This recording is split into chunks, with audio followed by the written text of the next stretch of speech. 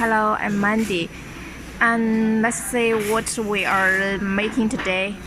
The production line is making 7.5 kilowatts VFD, but it is a special one because you can see the output. It is 3-phase 220 voltage, and it like this.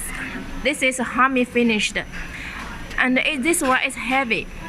Because the 3-phase 220 voltage is a bigger size than the 3-phase and 380 voltage.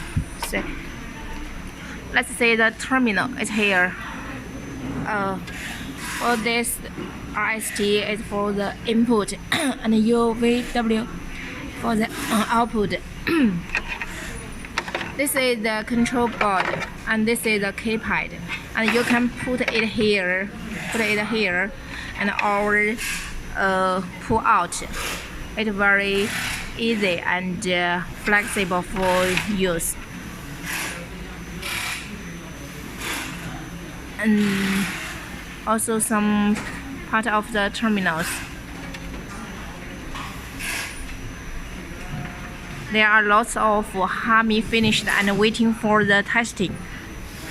You can see all of those are the same model.